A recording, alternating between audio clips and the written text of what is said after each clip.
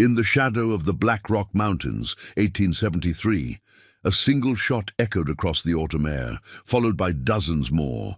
By sunset, the wagon train bound for California's Sacramento Valley was nothing but broken wood and lifeless bodies scattered across the blood-soaked earth.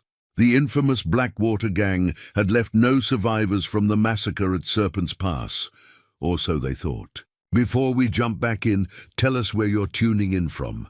And if this story touches you, make sure you're subscribed, because tomorrow I've saved something extra special for you. Abigail Parker rested her hand on her swollen belly, feeling her unborn child shift beneath her fingers. 8 months pregnant and halfway across the country, she'd begun to wonder if leaving their small Pennsylvania farm had been a mistake. But Thomas, her husband of 3 years, had been so certain about the opportunities awaiting them in California. The soil is so rich, you can drop a seed and come back the next day to find it sprouting, he told her, eyes bright with excitement, as he read aloud from letters sent by his cousin who'd made the journey 2 years prior. Fresh start, Abby, for us and for the little one. Now, as their wagon creaked along the dusty trail, Abigail watched Thomas navigate their oxen team with practiced hands.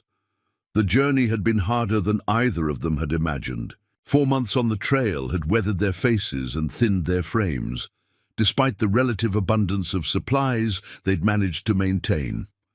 They'd joined the Adams-Miller wagon train in Kansas City, 22 families strong, all bound for Sacramento, with dreams of orchards and farmland. Sarah Miller, 9 months pregnant herself and traveling with her husband John and their 2 older children, had become Abigail's closest friend on the journey. The women had spent countless evenings comparing notes on their pregnancies and sharing hopes for their children's futures in California. "My Henry will be born with golden dust under his fingernails," Sarah had joked just that morning as they walked beside the wagons, taking advantage of the flat terrain to stretch their legs. "A true California boy?" Abigail had smiled, placing a hand on her own belly. "This little one is determined to be a mountain child, I think. Never kicks harder than when we're climbing hills." The wagon train had been making good progress that day, moving steadily through a narrow valley that the trail guides assured them would open to more hospitable terrain beyond Serpent's Pass. A twisted trail that wound between 2 steep cliffs before descending toward greener lands below. When her back began to ache more intensely than usual, Abigail had fallen behind the main group. "I need to rest," she called to Thomas. "Just for a few minutes. I'll catch up before you reach the pass." Thomas had looked concerned, but nodded. "Don't stray far. We'll slow the pace once we get through the Narrows. I'll just sit in that grove of aspen trees," she replied, pointing to a small stand of yellow and orange autumn foliage about 30 yards from the trail. "The shade looks inviting."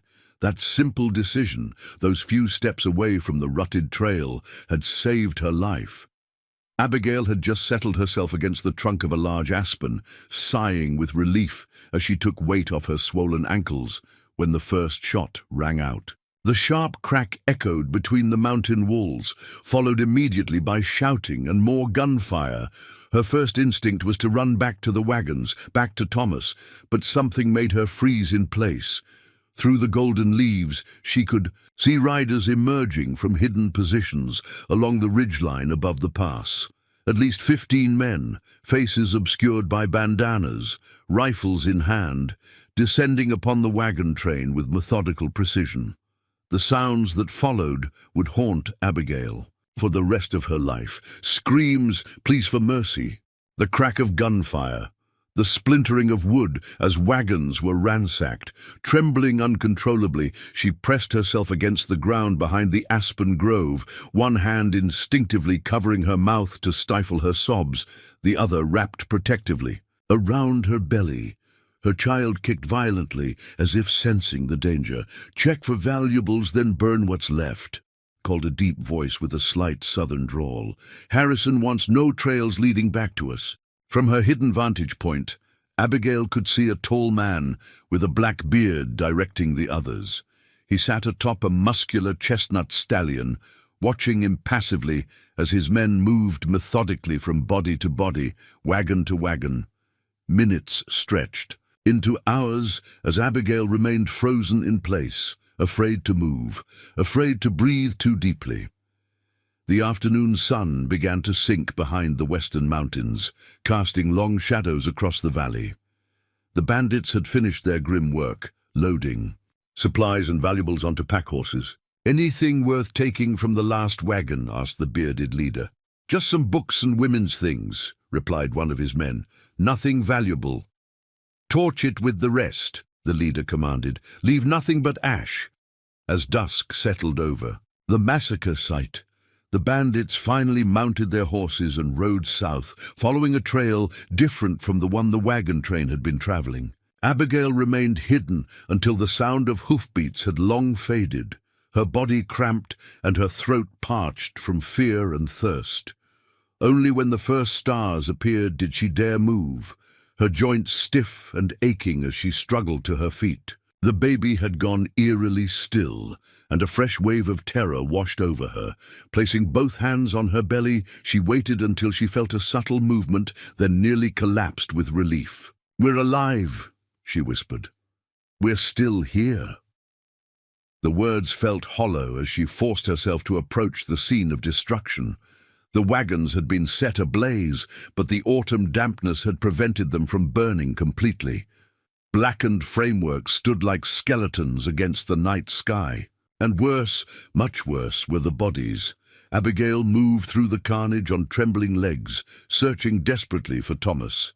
She found him near their wagon, his blue shirt darkened with blood, his kind face frozen in an expression of surprise. A single shot to the chest had taken him from her. She knelt beside him, unable to speak, unable to weep, a void opening inside her that seemed to swallow all emotion. With gentle fingers, she closed his eyes and removed the silver pocket watch his father had given him on their wedding day. It was still ticking, measuring time in a world that suddenly made no sense. "I'll tell our child about you," she finally whispered, tucking the watch into her dress pocket. "Every day. They'll know who their father was." As night deepened, the reality of her situation began to sink in. She was alone, heavily pregnant, miles from the nearest settlement, with winter approaching in mountain country. The bandits had taken all the horses and oxen. Most of the food supplies had been stolen or destroyed, and she had no idea which direction led to safety. Moving mechanically, Abigail searched through the wreckage, gathering anything that might help her survive. A singed blanket, a dented tin cup, a small knife overlooked by the bandits, half a loaf of bread that had somehow survived in an overturned chest, a metal canteen, dented but intact. The night air grew increasingly cold as she worked, the mountain winds cutting through her wool dress. Shelter. She needed shelter, especially with clouds gathering that promised rain by morning. Tying her meager supplies into a bundle using the blanket, Abigail forced herself to think practically. The aspen grove offered little protection from the elements. The remaining wagon frames were unstable and exposed. Her only option was to follow the narrow game trail she'd noticed earlier, leading up into the hills, hoping to find a rock overhang or some natural windbreak. With one last look at Thomas's body, Abigail pressed her hand to her lips, then to his forehead. "I don't know how, but I'll survive this," she promised him. "For our child, for us." The trail was difficult to follow in the darkness, but the rising moon provided just enough light to see a few feet ahead. Each step required careful consideration. A broken ankle now would mean certain death. After nearly an hour of slow progress uphill, the path opened onto a small plateau dotted with pine trees. Beyond them, the darker shadow of a rock face rose against the night sky. Exhaustion threatened to overwhelm her as she made her way toward the cliff, hoping to find some shelter at its base. The first drops of rain began to fall just as she reached the rocks. Running her hand along the rough stone, she moved sideways, searching desperately for any kind of overhang. Her fingers encountered empty space, a gap in the rock face. Heart, a pounding. Abigail leaned forward to peer into the darkness. A cave opening, perhaps 6 feet high and nearly as wide, cut into the mountainside. She hesitated only briefly before the increasing rainfall made her decision for her. The cave's interior was dry and surprisingly deep, extending at least 20 feet into the mountain. As her eyes adjusted to the darkness, Abigail could make out the roughly circular shape of the main chamber. The air carried an earthy, musky scent, but nothing immediately threatening. Setting down her small bundle of supplies, Abigail sank to the ground, her back against the cave wall. For the first time since the massacre, she allowed herself to weep. Silent tears at first, then great heaving sobs that echoed in the stone chamber, releasing some measure of the grief and terror she'd been holding at bay. When the emotional storm finally subsided, exhaustion claimed her. She arranged the singed blanket beneath her as best she could, using her bundle of supplies as a pillow. As she drifted toward sleep, the baby began to move again, more gently. "Now, just us now, little one," she murmured, placing a protective hand over her belly. "But we'll find a way."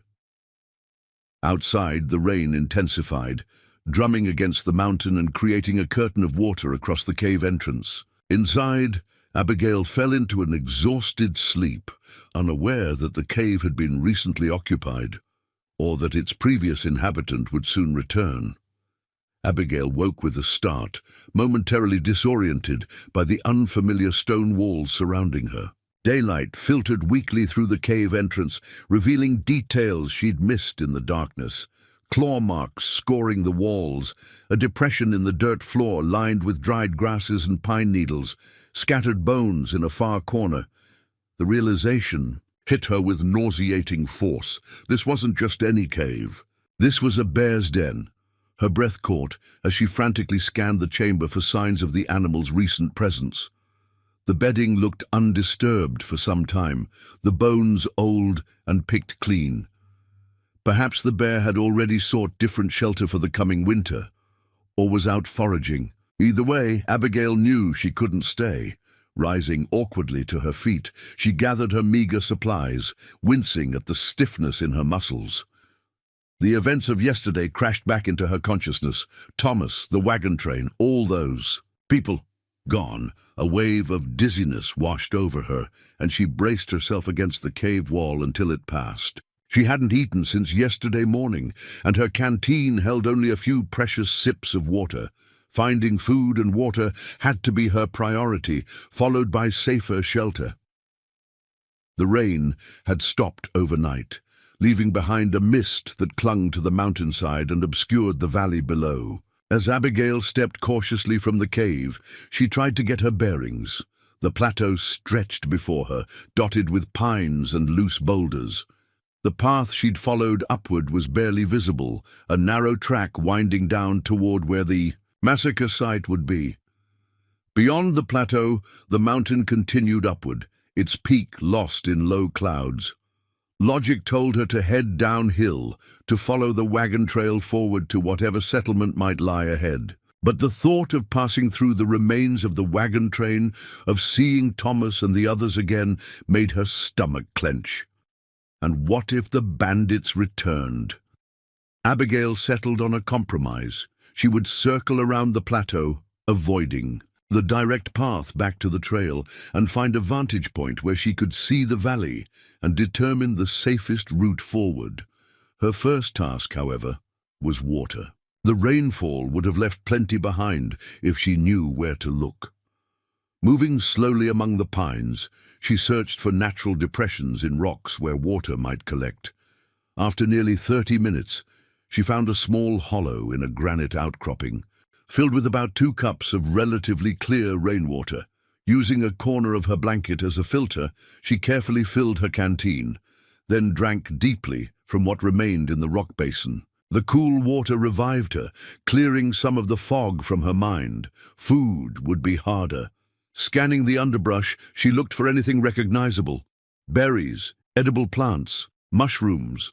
Her knowledge was limited mostly to what grew in Pennsylvania, gardens, but she had picked up some information during their journey west. The Native American guide who had accompanied them through the Kansas Territory had pointed out various plants, explaining which provided medicine or nourishment. Preparing and narrating this story took us a lot of time, so if you are enjoying it, subscribe to our channel. It means a lot to us. Now back to the story. A patch of familiar leaves caught her eye, dandelions growing in a sunny spot between rocks. The bitter greens weren't appetizing, but she knew they were safe. She gathered a handful, along with some pine needles that could be steeped for tea. As she straightened, a sharp pain lanced through her abdomen. Abigail froze, one hand instinctively going to her belly. Not now, not here. She was still weeks from her due date, but stress and trauma could trigger early labor. She'd seen it happen to a woman in their wagon train after a river crossing. Gone wrong. The pain subsided after a moment, and she exhaled shakily. A practice contraction, perhaps, or just the strain of her current circumstances. She couldn't afford to panic. Moving with greater urgency now, Abigail continued her exploration of the plateau. Near its eastern edge, she found what she was seeking, a clear view down into the valley. From this height, she could see the entire scene of yesterday's horror, though distance mercifully blurred the details. More importantly, she could see the trail continuing beyond Serpent's Pass, winding through the valley before disappearing into a dense forest some miles ahead. A thin column of smoke rose from within that forest. A settlement? A ranch? Or just travelers making camp? Whatever it was, it represented her best hope of rescue. The question was how to reach it. The direct route meant returning to the massacre site, following the established trail. The alternative was to forge her own path around the mountain, a dangerous proposition in her condition, especially with limited supplies. While she debated, a movement in the valley below caught her attention. Riders, 3 of them, approaching. The wagon train from the direction of the forest. For a moment, hope surged in her chest. Rescuers, perhaps, came to investigate why the wagon train hadn't arrived as expected. But as she watched their cautious approach, the way they spread out, encircled the site rather than riding directly in, Abigail's instincts warned her otherwise. These weren't rescuers. These were scouts checking to ensure the job had been completed. Her suspicions were confirmed when one rider dismounted beside the remains of the lead wagon and knelt to examine something on the ground. Even from this distance, his methodical movement suggested he was tracking, reading the story written in the soil and ash. Abigail retreated from the edge of the plateau, her heart pounding. If they were skilled trackers, they might discover that someone had survived. They might find her trail leading up to the cave. She needed to move to find a safer location. But first, she needed better supplies and a way to obscure her tracks. Returning to the cave, Abigail forced herself to think practically. The bear's den, dangerous as it might be, offered one significant advantage. No one would willingly follow. Her trail inside. If the animal had abandoned it for the season, it might actually be her safest option until she determined whether those riders were friend or foe. She sharpened her small knife on a piece of stone, turning it from a kitchen tool into something that might serve as a weapon if necessary. Next, she gathered pine boughs and used them to brush away her footprints leading to and from the cave entrance, working backward to cover her trail. Inside, she arranged her blanket and supplies in the deepest part of the cave, where they wouldn't be visible from the entrance. If she needed to hide quickly, she could retreat to this space. The sound of thunder rumbled in the distance, and Abigail glanced out to see dark clouds gathering over the mountain peaks. Another storm approached, which could either work for or against her. Rain would wash away her tracks, but would also make travel even more treacherous. As the first heavy drops began to fall, she made her decision. She would wait out the storm in the cave, use the rainfall to mask her movements, then attempt to circle around the mountain toward the smoke she'd seen in the forest. If the bear returned in the meantime, she gripped the knife tighter, knowing it would offer little protection, but finding some comfort in not being entirely defenseless. Hours passed as the storm raged outside, wind driving rain into the mouth of the cave. Abigail used the time to rest and prepare, steeping pine needles in rainwater caught from the cave entrance to make a tea that helped ease her hunger and provided some nourishment. By late afternoon, the thunder had moved beyond the mountains, though a steady rain continued to fall. As Abigail sat in the growing darkness, conserving her energy, a sound from the cave entrance made her blood run cold. Not the pattering of rain or the whistle of wind, but the deliberate crunch of a footstep. On stone, she pressed herself deeper into the shadows, knife clutched in her trembling hand. Had the riders found her trail despite her precautions, or had the cave's rightful occupant returned? The silhouette that appeared against the grey light of the cave entrance belonged to neither bandit nor bear. A man stood there, tall and broad-shouldered, rain dripping from the brim of his hat and the fringes of his buckskin jacket. In one hand, he held a rifle, casually but ready. He remained perfectly still, allowing his eyes to adjust to the cave's interior. "I know you're in here," he said, his voice a low rumble that matched the fading thunder. "I saw your tracks before the rain washed most of them away." Abigail remained silent, weighing her options. The knife in her hand seemed suddenly inadequate, almost laughable. The stranger took another step into the cave. "I'm not with them, if that's what you're thinking. The butchers who did that work down in the valley." Still, she didn't respond. Trust had become a luxury she couldn't afford. He sighed, then slowly lowered his rifle, setting it against the cave wall. "I've been tracking the Blackwater gang for 3 months. Followed them through 2 territories. I was too late to stop. What happened to your wagon train? But maybe not too late to help a survivor." The word survivor broke through Abigail's caution. "How did you know?" she asked, her voice hoarse from disuse. "That someone lived through it?" 22 graves in. The soil down there, 23 bodies by my count.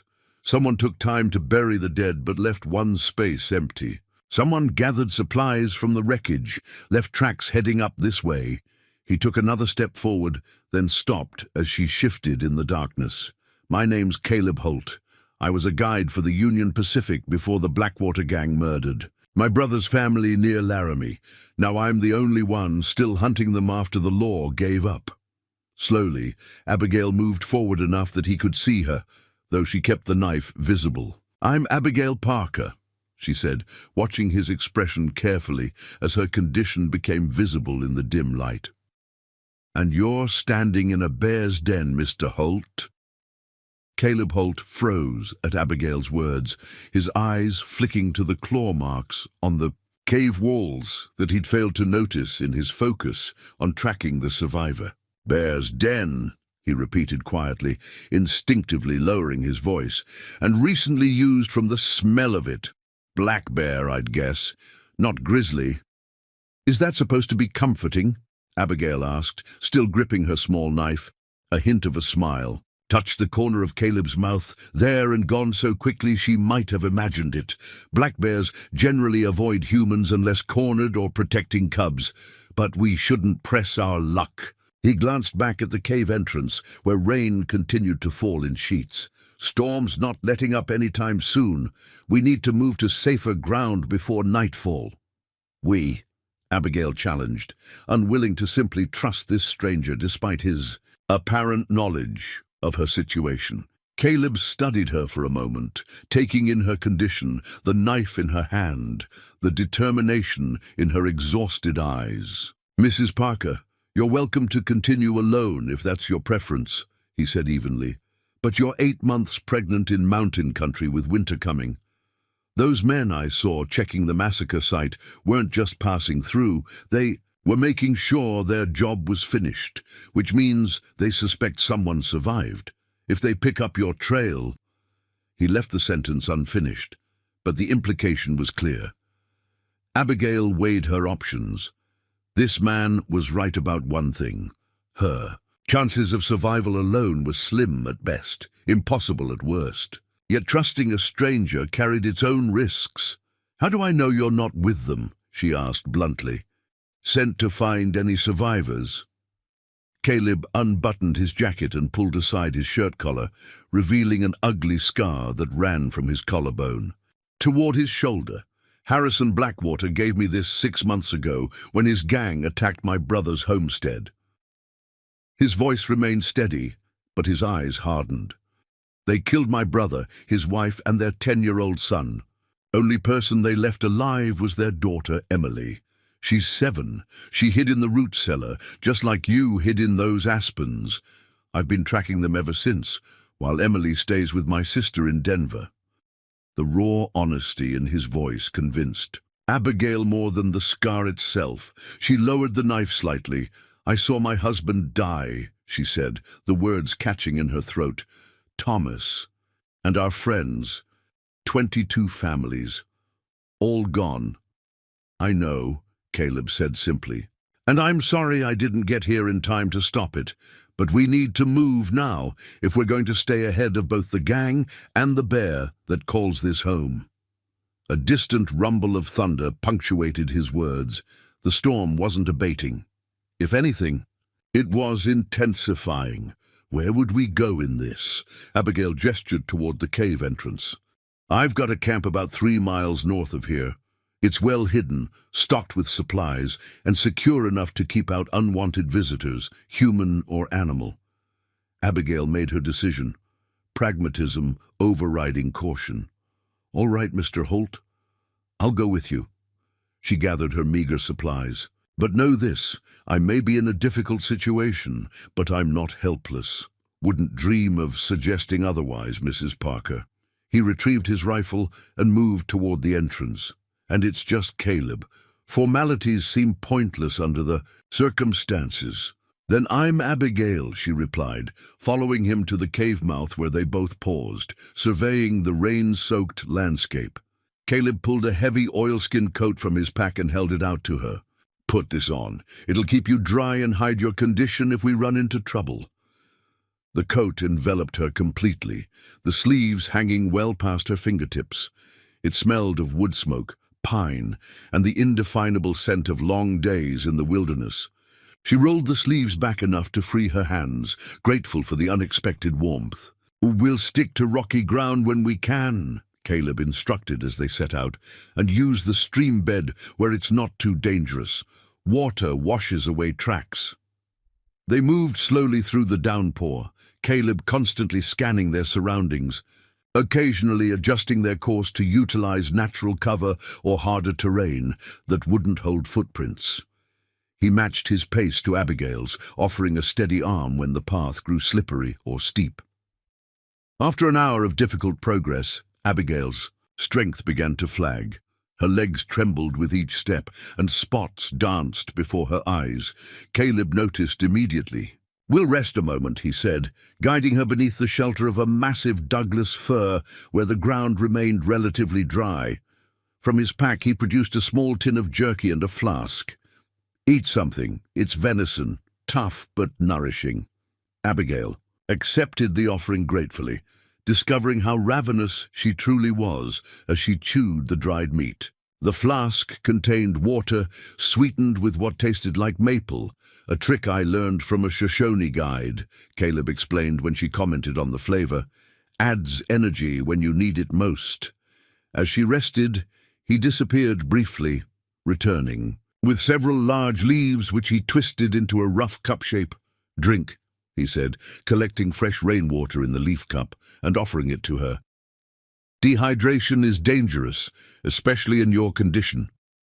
The thoughtful gesture, so simple, yet so essential, brought unexpected tears to Abigail's eyes. After the brutality she'd witnessed, This small kindness felt almost unbearable. Caleb pretended not to notice her emotional response, busying himself with checking their back trail instead. His restraint granted her the privacy to compose herself. "We've got about 2 more miles," he said when she indicated she was ready to continue. "The worst of the terrain is behind us now." The rain began to ease as they resumed their journey, though low clouds still obscured the mountain peaks. Caleb led them through a series of switchbacks that climbed gradually along the mountainside, eventually bringing them to a narrow saddle between 2 ridges. "Just over this rise," he said, pointing ahead. As they crested the saddle, Abigail saw their destination, a small cabin tucked against the mountainside, so perfectly positioned that it blended into the natural rock formation behind it. A casual observer might miss it entirely unless they knew exactly where to look. "It's not much," Caleb said as they approached the structure. "Just a line shack I've modified over the years, but it's solid, dry, and defensible." The cabin proved to be larger than it first appeared, with sturdy log walls and a stone chimney. 2 small windows, shuttered from within, flanked a heavy wooden door secured with an iron latch. Caleb unlocked the door, standing aside to allow Abigail to enter. First, the interior was simple, but surprisingly comfortable. A stone fireplace with cooking hooks, a sturdy table with 2 chairs, shelves stocked with provisions, and a narrow bed built into one wall. Furs and woven blankets provided warmth, while an array of tools and weapons hanging from wall pegs spoke to the practical nature of the cabin's usual occupant. "You'll take the bed," he said, moving to light a fire in the hearth. "I'll use my bedroll near the door." Abigail sank gratefully onto a chair, removing the oversized coat now that they were safely indoors. The warmth from the growing fire gradually chased the chill from her bones as she watched Caleb move efficiently around the small space, hanging their wet garments to dry and preparing what smelled like a rabbit stew from preserved ingredients. "You said you've been tracking the Blackwater gang for months," she said finally. "How many of them are there?" Caleb added herbs to the pot before answering. 12 that I know of. Harrison Blackwater leads them. His brother Silas is second in command, the one with the black beard you might have seen giving orders during the attack. The rest are hired guns, outlaws, and murderers who've thrown in with them for the profits. They mentioned someone named Harrison, Abigail confirmed, said he wanted no witnesses. Caleb nodded grimly. That's their pattern. They don't just rob, they eliminate anyone who could identify them. The territorial authorities have been searching for them for 2 years, but the gang moves between jurisdictions, and the mountains provide too many places to hide. Why haven't you gone to the law with what you know?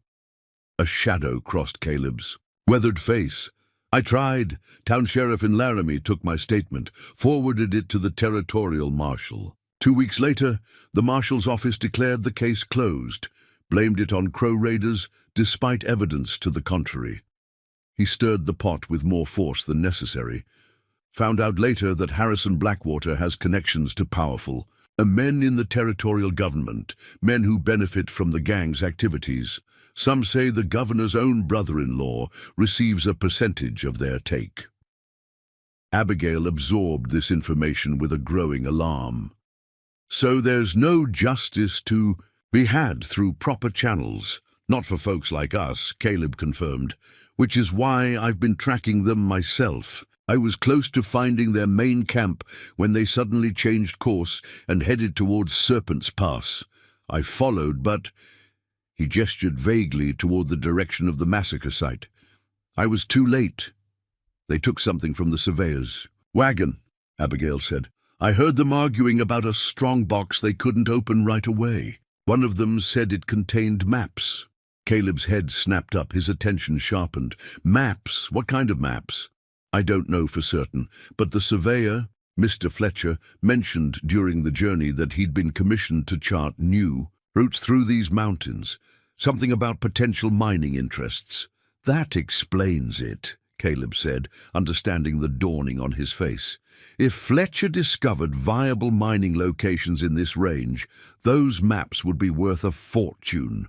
To certain interests in Sacramento, the Blackwater gang must have learned about them somehow. So 22 families died for some pieces of paper, Abigail said bitterly. People have died for less, Caleb replied, his tone equally grim. But this gives us an advantage. If they're transporting valuable maps, they won't risk the main trails where they might encounter military patrols. They'll stick to hidden routes I know as well as they do. He ladled stew into a wooden bowl and handed it to Abigail. Eat, regain your strength. Tomorrow we need to decide our next move. As she ate the surprisingly flavorful stew, Abigail considered the strange turn her life had taken. 2 days ago, she had been a settler's wife with simple dreams of a California farm. Now she was a widow, a survivor, and reluctant ally to a mountain man on a mission of vengeance. These men, she said quietly. If we find them, what then? Caleb's eyes met hers across the table, their blue depths cold as winter ice. Then they'll answer for what they've done, to my family and to yours. In the silence that followed, the baby kicked vigorously, as if responding to the tension in the air.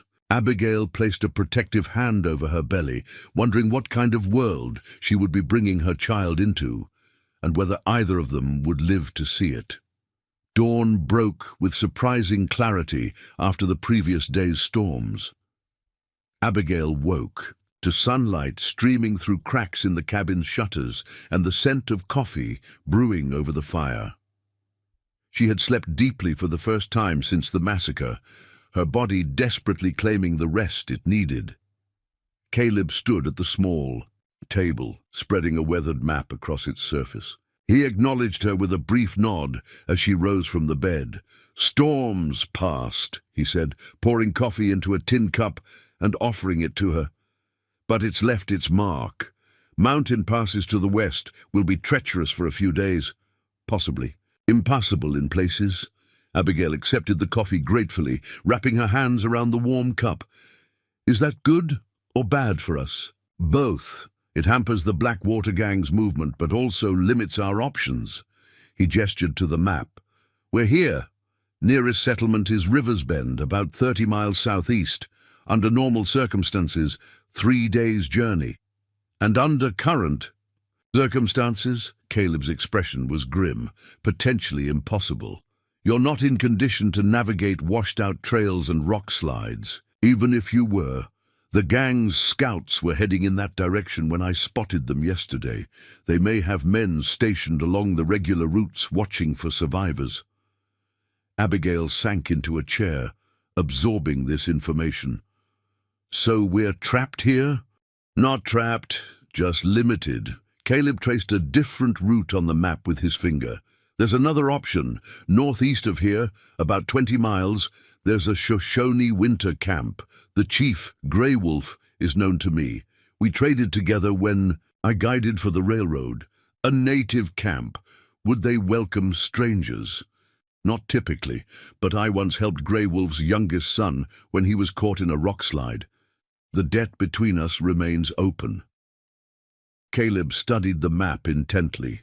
The trail there is less affected by the storms, and the gang avoids Shoshone territory. Too many warriors, too well organized. "What would we do there? I can't stay in a native camp indefinitely." "No, but you could stay until after your child is born." Caleb's eyes flicked briefly to her swollen belly. "Grey Wolf's people have skilled healers. Once you and the baby are strong enough to travel, they could guide you to Fort Bridger. The military presence there would offer protection. The territorial authorities won't." Abigail considered this option. The prospect of giving birth in a native camp was intimidating, but perhaps no more so than the alternatives. "And what would you do while I'm with the Shoshone?" Caleb's jaw tightened. "Continue tracking the Blackwater gang. With you and your child safely away, I can move faster, take more risks." Abigail recognized what he wasn't saying, that he intended to confront the gang alone, likely at the cost of his own life. The realization bothered her more than she expected. Before she could respond, a sound outside the cabin brought them both to alert. The distinctive crunch of a footstep on dried pine needles, too deliberate to be wildlife. Caleb moved silently to the window, easing the shutter open just enough to peer outside. His body tensed as he signaled for Abigail to remain silent. Dropping to a crouch, he retrieved his rifle and checked that it was loaded. 3 riders, he whispered. Moving slow, checking the ground. Not Shoshone. They're dressed like prospectors, but their horses are too fine. Abigail's heart pounded. The gang, Caleb nodded grimly. Scouts, most likely. They must have found a sign of our passage yesterday despite the rain. What do? We can't outrun them, not with your condition. And once they find this cabin, they'll search it thoroughly. He glanced around the small space, his mind clearly racing through options. There's a root cellar beneath the floor. Small, but you could hide there while I lead them away. Lead them away? They'll kill you. A ghost of a smile touched his lips. They can try. I know these mountains better than they ever will. Moving quickly, Caleb rolled back a bear-hide rug to reveal a trapdoor set into the floor. The space below was indeed small, barely large enough for a person to crouch in, but it offered the only possible hiding place. Get in, he urged, already gathering essential supplies into a pack. Take this. He handed her a loaded revolver. 6 shots. Use them if needed, but only as a last resort. The sound would carry for miles. Abigail hesitated, reluctant to separate. How will I know when it's safe to come out? I'll give 3 quick whistles like a mountain chickadee, he demonstrated softly. If I'm not back by nightfall tomorrow... He left the implication hanging. The sounds outside grew closer. No time left for debate. Abigail lowered herself awkwardly.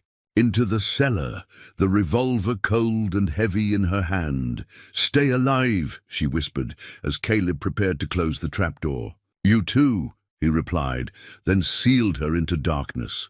From below, Abigail heard muffled movements as Caleb quickly rearranged the cabin to hide evidence of her presence. The bearskin rug was replaced over the trapdoor. Then the cabin door opened and closed. Silence fell. Minutes stretched painfully as Abigail crouched in the darkness, one hand on her belly as the baby shifted restlessly. The earthen walls of the cellar smelled of roots and damp soil. She controlled her breathing, straining to hear what was happening outside. Distant voices reached her, men calling to each other as they approached the cabin. The door crashed open. Heavy footsteps moved across the floor directly above her head. Someone's been here recent, a gruff voice declared. Ashes are still warm. Halt, another voice replied with certainty.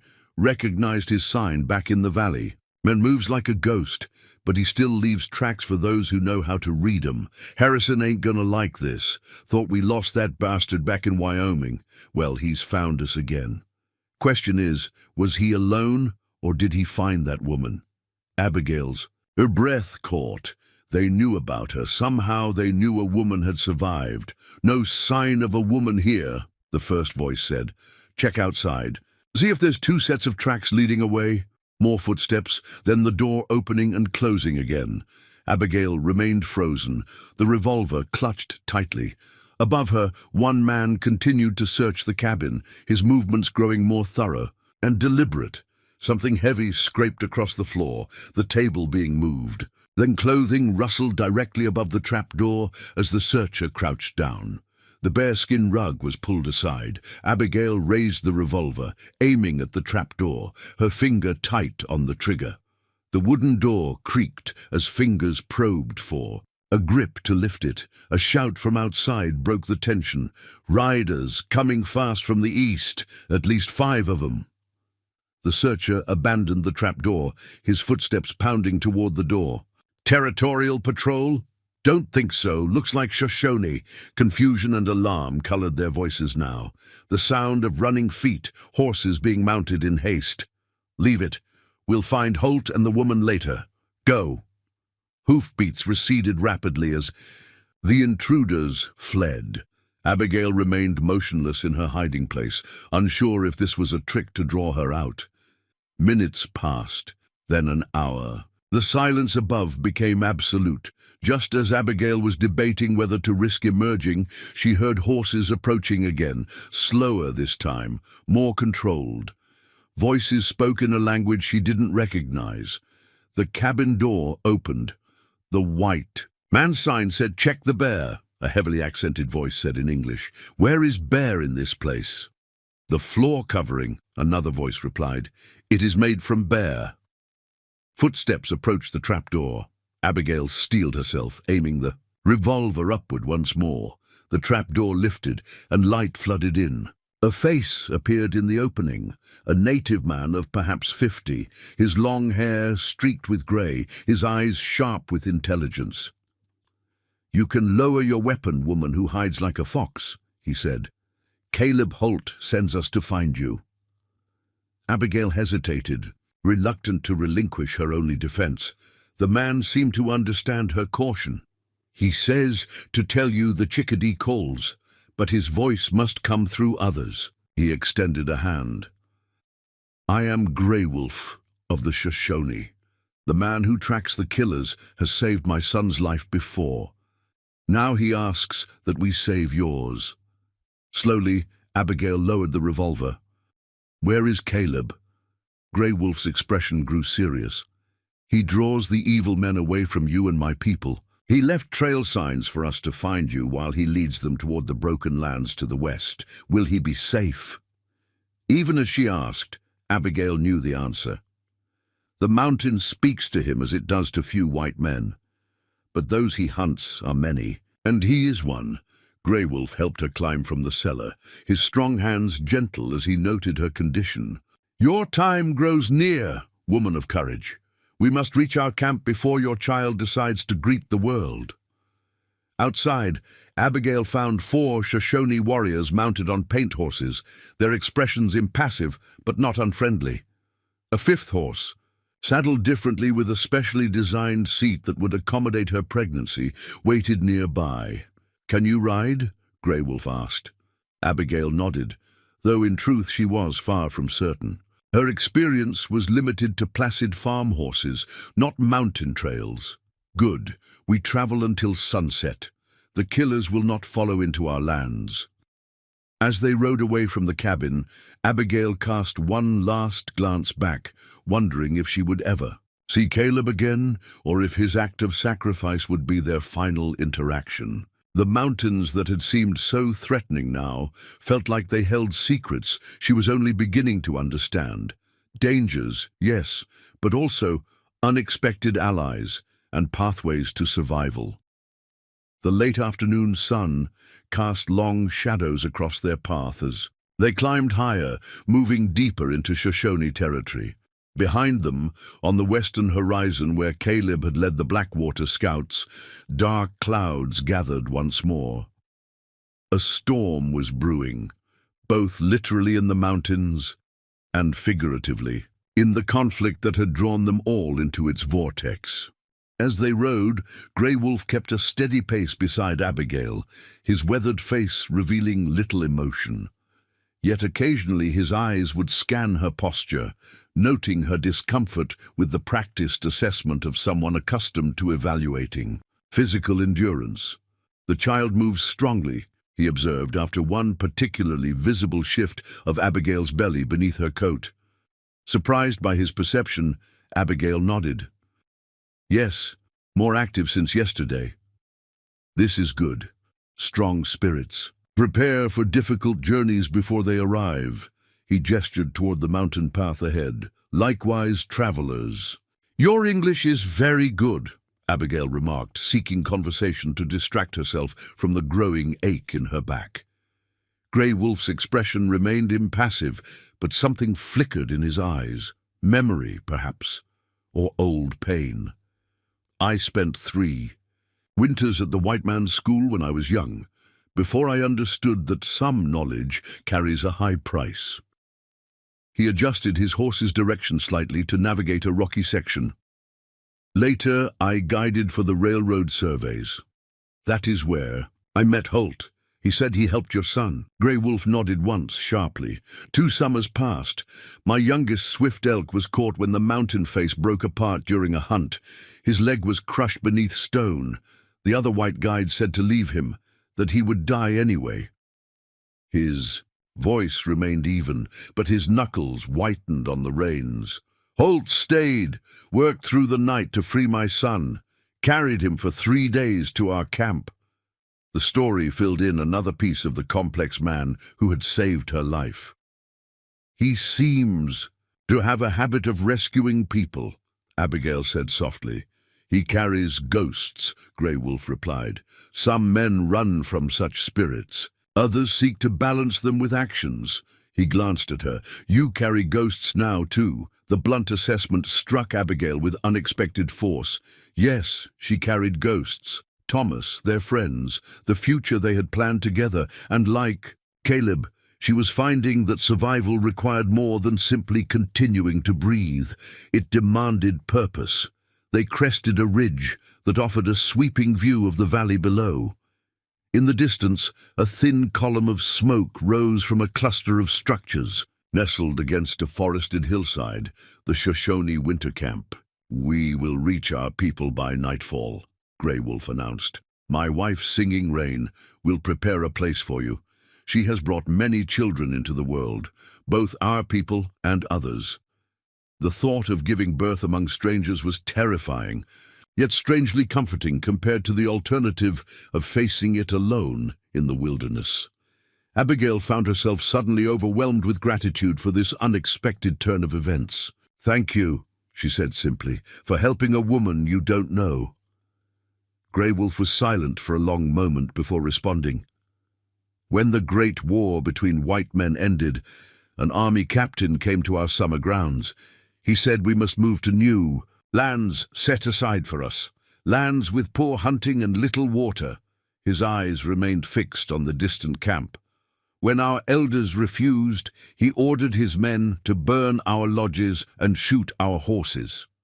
Abigail listened, uncertain why he was sharing this painful history. A white woman was with him, the captain's wife. When she saw our children running from the flames, she stood between our people and the soldiers' rifles. She shamed her husband before his men until he ordered them to stop. Grey Wolf finally turned to meet Abigail's gaze. I do not know what became of that woman, but my youngest daughter lived because of her courage. Not all people are the same, Abigail said quietly, regardless of where they come from. This is a truth many forget. Grey Wolf nudged his horse forward. Come. The path grows steeper before it eases. As they descended toward the valley, one of the warriors who had been scouting ahead returned at a gallop, speaking rapidly in Shoshone. Grey Wolf's expression darkened as he listened. What is it? Abigail asked, fear clutching at her heart. The Blackwater gang? No, yellow sickness flags at the trading post in the eastern valley. Grey Wolf's tone was grim. Smallpox. The trader sends a warning to stay away. The news sent a ripple of tension through the small group.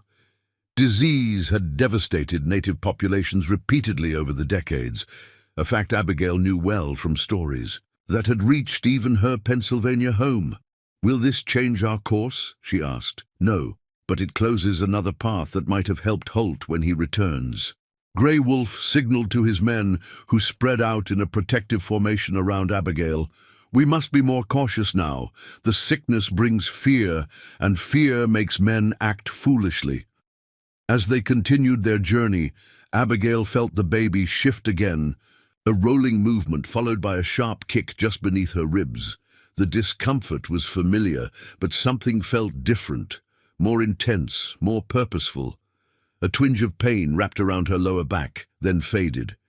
She took a deep breath, trying to assess whether this was simply the strain of riding or something more significant. The mountains around them, beautiful but unforgiving, suddenly seemed to close in, emphasizing how far she was from anything familiar. Thomas should have been with her for this moment. They should have been safely settled in California with a Proper midwife engaged, and a cradle built by his hands, waiting for their child. Instead, she was riding toward a native winter camp with strangers, while the man who had saved her life led killers away across treacherous terrain. Another pain gripped her, stronger this time. Abigail gasped, clutching the special saddle horn. Grey. Wolf noticed immediately. "The child comes?" "I'm not sure," she admitted, trying to recall what Sarah Miller had told her about the early signs of labor. It might be too soon. The journey, the stress. The Shoshone chief assessed her briefly, then made a decision. "We will not risk it on the trail. There is a summer hunting lodge ahead. We can reach it before darkness." He gave orders to his men, who immediately adjusted their course toward a stand of pines partway down the valley slope. Abigail focused on her breathing as they rode, counting the minutes between the waves of discomfort. They were irregular still, perhaps false labor brought on by exertion and emotional strain. As they approached the hunting lodge, a sturdy log, structure larger than Caleb's cabin, Grey Wolf dispatched one of his warriors toward the main camp to bring Singing Rain. The remaining men efficiently prepared the lodge, starting a fire in its central pit and arranging furs for comfort. "Rest. Now," Grey Wolf instructed as he helped Abigail dismount and guided her inside. "The women will come soon. They know what to do." Alone in the lodge, Abigail sank onto the furs, her hand resting protectively over her belly as another pain gripped her. Whether it was true labor or a warning, she could no longer deny that her body was preparing for what lay ahead. Outside, she could hear the Shoshone warriors establishing a defensive perimeter around the lodge, their movements purposeful and vigilant. They were taking no chances with her safety, honoring their debt to Caleb with unwavering commitment. As darkness fell completely and the warmth of the fire filled the lodge, Abigail found herself caught between fear and a strange sense of acceptance. No matter what happened now, whether her child came tonight or days from now, whether Caleb returned from his dangerous mission or fell to the Blackwater gang's bullets, she had survived when all seemed lost. She had found unexpected allies in a hostile wilderness, and perhaps most importantly, she had discovered a strength within herself that no massacre could extinguish. Dawn broke with a clarity that belied the turmoil of the night. Abigail sat propped against furs near the lodge's fire pit, cradling her newborn son in her arms. His tiny face, peaceful in sleep after hours of determined struggle to enter the world, bore a striking resemblance to Thomas around the chin and brow. "Jacob," she whispered, testing the name she and Thomas had chosen months ago. It felt right, a connection to the father he would never know. Singing Rain, Grey Wolf's wife, moved quietly around the lodge, preparing a herbal tea. The Shoshone midwife had arrived just as Abigail's labor intensified, bringing with her a quiet confidence and skilled hands that had guided both mother and child safely through a difficult birth. "He has strong lungs," Singing Rain observed, her English heavily accented but clear. "This is good. Strong voice means strong spirit." Abigail smiled wearily. Jacob had indeed announced his arrival with powerful cries that probably echoed across the valley. "Thank you for your help. I don't know what would have happened without you." Singing Rain nodded, accepting the gratitude as her due. "First babies often come when they choose, not when expected. You are fortunate he waited until we reached shelter." The lodge entrance opened, admitting Grey Wolf and the morning light. He approached with the formal respect of someone aware he was intruding in women's domain, his eyes taking in the scene with quiet approval. "The boy-child breathes the mountain air on his first dawn," he said. "A good sign. Have you heard anything about Caleb?" Abigail asked, the question that had been foremost in her mind since labor began. Grey Wolf's expression revealed nothing. "My men watch the trails. There is no word yet." "But the Blackwater gang. Have they been seen near your territory? 3. Riders scouted our eastern boundaries yesterday. They did not cross our markers. His steady gaze conveyed what went unspoken. The gang was still searching, still a threat. Singing Rain handed Abigail a wooden cup of tea. Drink. It helps the milk come and strengthens the blood. As Abigail sipped the bitter liquid, Grey Wolf continued, When you are strong enough to travel, we will move you and the child to our main camp. There is better protection there. The practical considerations of her situation pressed down on Abigail with renewed urgency. She had survived the massacre. She had delivered a healthy child against impossible odds. But what came next? How would she protect Jacob in a world where men, like the Blackwater gang, operated with seeming impunity? How long can we stay with your people? She asked directly. Grey Wolf and Singing Rain exchanged glances before he answered. Until the moon of returning birds, when spring opens the mountain passes. After that, he shrugged slightly. The army moves more freely then. They do not welcome white women living among us. 3 months at most then. A temporary sanctuary, not a permanent solution. And if Caleb doesn't return, then you must decide your own path, Grey Wolf replied. The fort lies 7 days' journey east when the snow melts, or there are settlements to the south where a woman with skills might find a place. Jacob stirred against her breast, his tiny hands flexing as he rooted hungrily. With Singing Rain's guidance, Abigail adjusted her position to nurse him as her son fed. A strange clarity settled over Abigail's thoughts. The woman who had left Pennsylvania with Thomas, naive, dependent, defined by her role as wife, no longer existed. In her place was someone forged by loss and survival, someone who had crossed through fire and emerged transformed. I need to learn, she said suddenly, her voice stronger than it had been since giving birth, how to track, how to hunt, how to read the land like Caleb does, how to protect my son in this wilderness. Surprise flickered across Grey Wolf's stoic features. These are not things white women typically ask to learn. I'm not a typical white woman anymore, Abigail replied with a certainty that surprised even herself. And the world Jacob was born into isn't the one I expected to give him. Singing, Rain studied her thoughtfully. The birthing time changes women, opens eyes to new paths. She nodded once, decisively. I will teach you our plants, which heal, which feed, which harm. My daughter Swift Deer can show how women set snares for rabbits and ground birds. Grey Wolf seemed less convinced. And if Holt returns, will you still wish to learn these things? Especially then, Abigail said firmly, because I won't sit safely behind while others risk everything to protect us. Not anymore. Something like respect showed in the chief's eyes before he nodded and departed, leaving the women and infant to their necessary rest. The next 5 days passed in a blur of recovery, adaptation, and growing anxiety about Caleb's fate. Abigail and Jacob were moved to Grey Wolf's camp, where they were given a small lodge near the center of the settlement. The Shoshone women, initially cautious, gradually accepted Abigail's presence as they witnessed her determination to learn their ways. True to her word, Singing Rain began teaching Abigail about medicinal plants, showing her how to identify winter herbs that could be harvested even beneath snow. Swift Deer, a young woman of perhaps 17, with sharp eyes and quicker hands, demonstrated the setting of rabbit snares and explained how to process the small game for both meat and fur.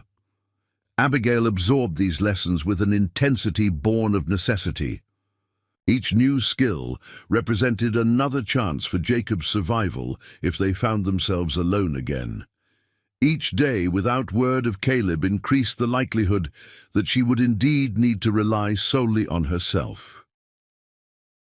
On the 6th morning, as Abigail sat outside her lodge practicing the construction of a particular knot Swift Deer had shown her, a commotion at the camp's edge drew her attention. Warriors gathered, hands moving to weapons, as two figures approached on foot through the eastern trail. Clutching Jacob to her chest, Abigail stood, straining to see through the crowd. The warriors parted as Grey Wolf moved to meet the newcomers, his posture alert but not openly hostile. When she glimpsed the first figure, her heart leaped. Caleb, unmistakable even at a distance. He moved with a pronounced limp, supported partially by a crude walking stick, but he was undeniably alive. The second figure caused murmurs to ripple through the gathered Shoshone. A young white girl, perhaps 7 or 8 years old, with tangled blonde hair and clothes too large for her slight frame, clutched Caleb's free hand with obvious terror and exhaustion written across her dirty face.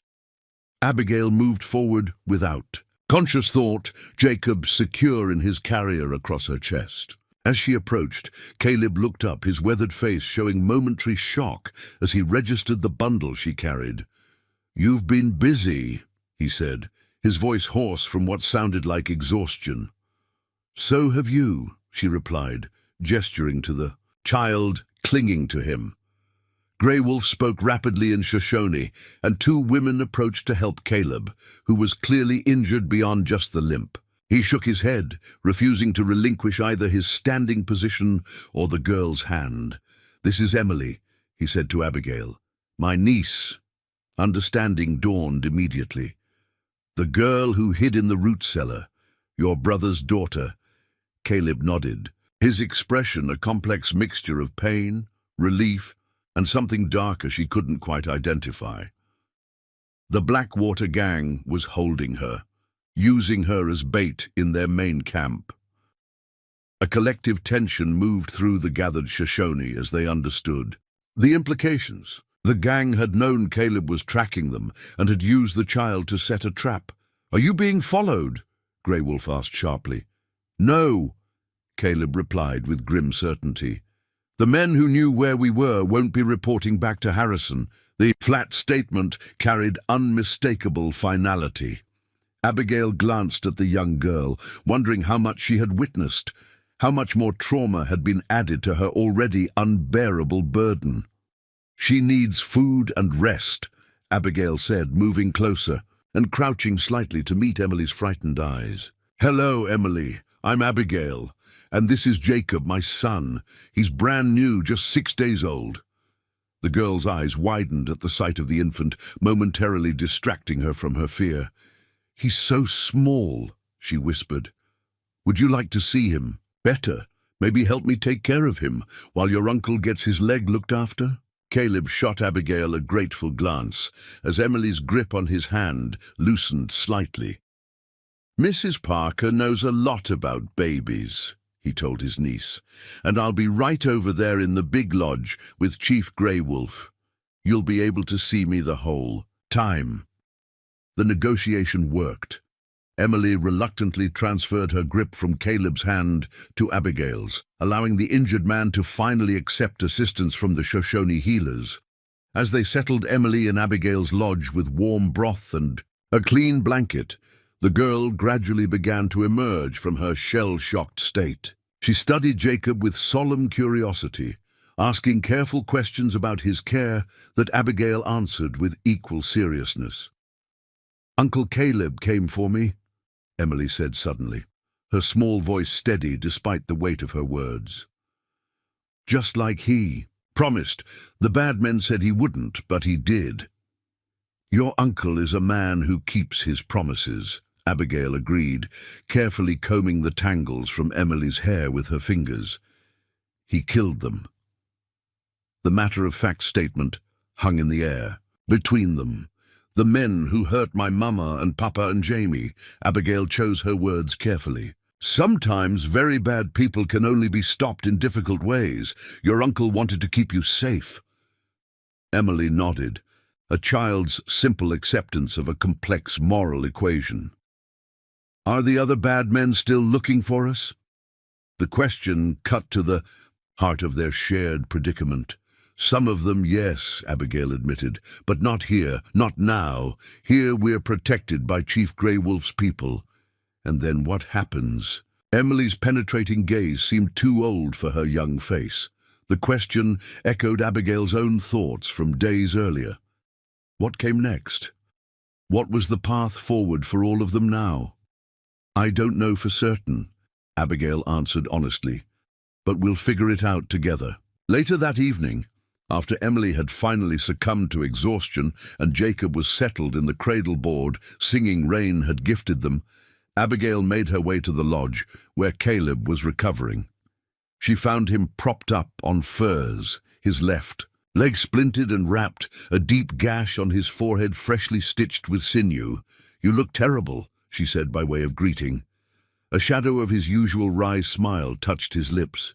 "You look different. Motherhood changes a woman. It's more than that." His perceptive gaze took in the changes in her bearing, the new confidence in her posture. "You've found your footing here." Abigail sat beside him, arranging her skirts.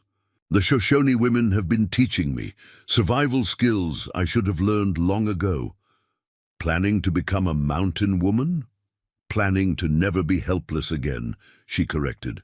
Then, leaning forward, "Tell me what happened. With the gang, with Emily, how bad is it?" Caleb's expression darkened. "I led their scouts on a false trail as planned, then doubled back once I confirmed they weren't heading toward the Shoshone territory. Meant to rejoin you, but I picked up sign that more gang members were moving. In from the south." He shifted, wincing as the movement jarred his injured leg. "Followed their trail, found their main camp 3 days' ride from here. That's when I saw Emily." His voice tightened. "They kept her tied up like an animal, using her to draw me out because Harrison knew I was still tracking them after all these months." "How did you get her away?" "Waited until most of them rode. Out on some business. Only 3 guards remained." His eyes met hers, unflinching. "I did what needed doing." Abigail nodded, asking for no further details. "And Harrison Blackwater? Silas?" "Still out there, along with at least 7 others from the gang." His fist clenched on the fur covering. "And now they'll be hunting all of us with a vengeance. Me for killing their men and taking Emily, you as the massacre witness, the Shoshone for sheltering us." The full weight of their situation settled between them like a physical presence. They had both survived against incredible odds. They had both rescued children from the jaws of death, but in doing so, they had only intensified the danger that surrounded them. "We can't stay here indefinitely," Abigail said, giving voice to the inevitable conclusion. "We're bringing danger to people who've shown us nothing but kindness." "No," Caleb agreed, "we can't." He hesitated, then added, "But we might have one card left to play, something I found in the Blackwater camp before I rescued Emily." Abigail leaned forward, hope flickering to life. "What?" "The survey maps from your wagon train, and something else. A letter, sealed with the territorial governor's personal mark, authorizing Harrison Blackwater to secure the designated areas by any means necessary." His eyes gleamed with grim satisfaction. Proof of official collusion in the massacres, enough to bring down not just the gang, but their powerful protectors as well. For the first time since the attack on the wagon train, Abigail glimpsed a possibility beyond mere survival. Actual justice for Thomas and all the others who had died that day. "Where are these documents now?" "Hidden, along with something else that might change everything." He lowered his voice further. "Gold, Abigail. Not just maps to potential mining sites. Actual gold from an existing operation. Harrison's private stake, separate from his arrangements with his political allies. Enough to start over somewhere far from here," she realized, the implications expanding in her mind. "For all of us." Caleb nodded slowly. "If we can retrieve it. If we can get the documents to the right authorities. If we can evade the remaining gang members long enough to make it happen. Too many ifs, too many risks. And yet, for the first time, a path forward that offered more than mere continued existence." "We'll need help," Abigail said, already calculating. The challenge is ahead. Yes. Caleb's expression was a mixture of determination and something that might have been hope. But first, I need to heal.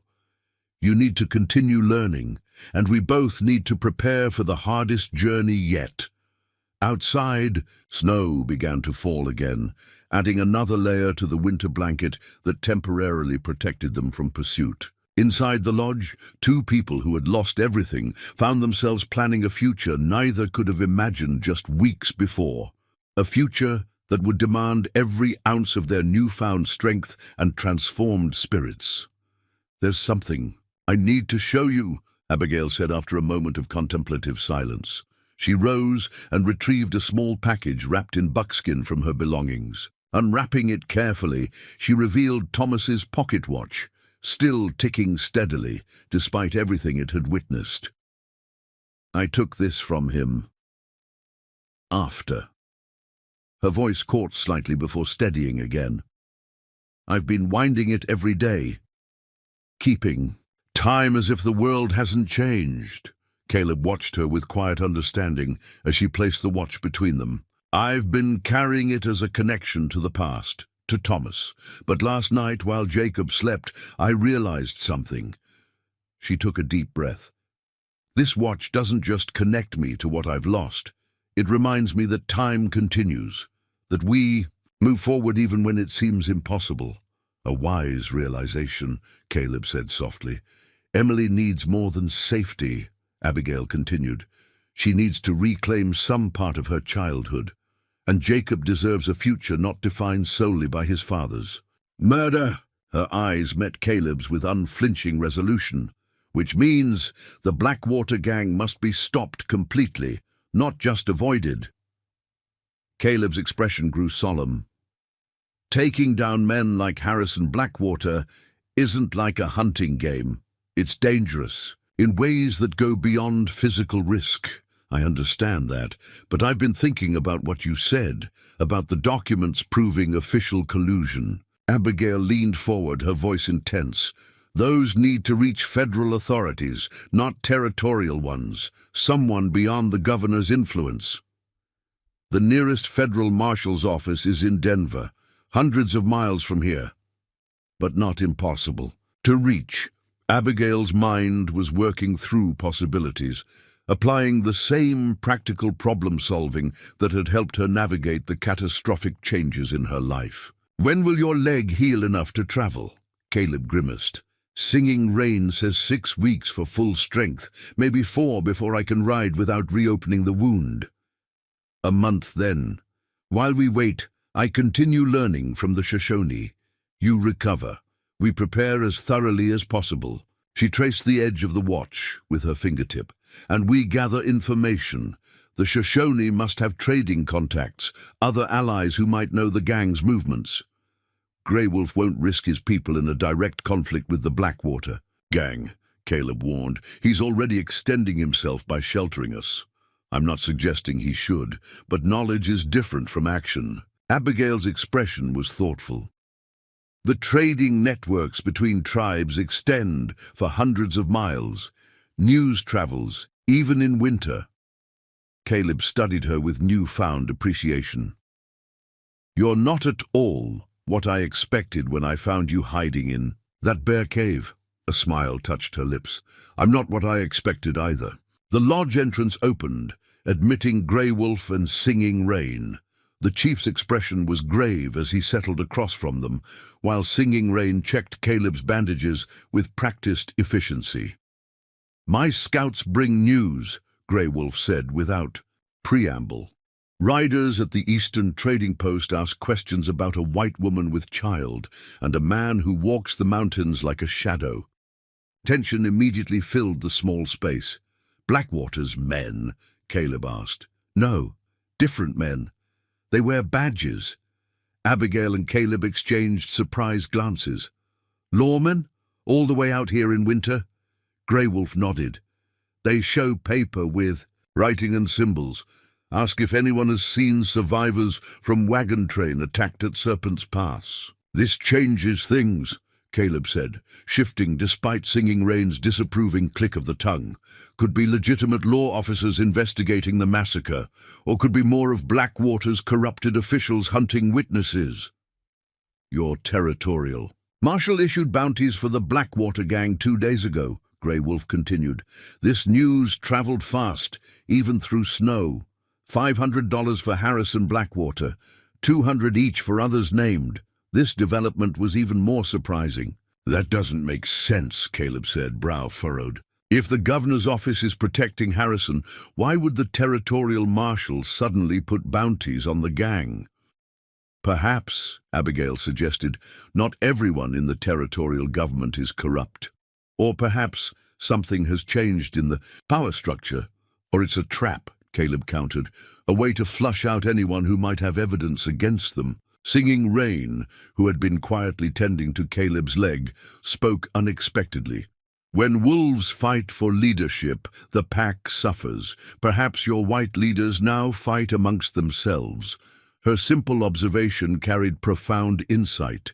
If a power struggle had erupted within the territorial government, it could explain the sudden shift. Some faction might be moving against the governor and his allies, including Harrison Blackwater. We need more information before we can determine if these lawmen represent help or further danger, Abigail concluded. And we need a way to verify their legitimacy without exposing ourselves. Grey Wolf nodded approvingly at her caution. My cousin trades at the Eastern Post. He can listen, watch, learn what these badgemen truly seek. And if they are legitimate, Caleb asked, if they genuinely want to bring the Blackwater gang to justice, then we find a way to contact them safely, Abigail said, preferably with the documents and evidence already in our possession as insurance. As the discussion continued into the night, with plans forming and contingencies being considered, Abigail felt a strange sense of purpose solidifying within her. The grief remained, a constant companion that would likely never fully leave her. But alongside it now grew something else, a determination not just to survive, but to ensure that the evil represented by Harrison Blackwater and his accomplices faced consequences. In the corner of the lodge, Emily had awakened and quietly joined them, settling beside Abigail and watching the adults with solemn eyes that had witnessed too much. Without thinking, Abigail put her arm around the girl's thin shoulders, drawing her closer. What happens to bad men who hurt people? Emily asked suddenly, her small voice cutting through the tactical discussion. The adults fell silent, each recognizing the deeper question beneath the child's words. Was there justice in this world? Would those who had destroyed her family ever truly pay for their crimes? Abigail met the girl's gaze directly. Sometimes bad men escape punishment for a while, she said honestly. But eventually their actions catch up with them, and we're going to make sure that happens sooner rather than later. It was a promise she had no guarantee of fulfilling, yet one she found herself absolutely committed to keeping. Not just for Emily, not just for Jacob, but for herself and the woman she was becoming through this crucible of loss and resilience. Later, as the others slept, and Abigail sat nursing Jacob in the quiet darkness, she reached a decision that solidified her transformation. The path ahead would not be merely about escape or survival. It would be about justice, hard-won, dangerous to pursue, but necessary for any of them to truly build new lives from the ashes of what they had lost. She looked down at her son's peaceful face, then across at Emily curled in sleep nearby, and finally at Caleb, whose pained features even in rest reflected the burdens he carried. These three souls, connected to her through circumstance and shared trauma, had become something she never expected to find again after watching Thomas fall. A family of sorts, forged not by blood, but by survival and common purpose. And she would Fight with every ounce of her newfound strength to protect them. The mountain passes began to clear with the first true thaws of spring. 6 weeks had transformed the Shoshone winter camp and its unusual guests in profound ways.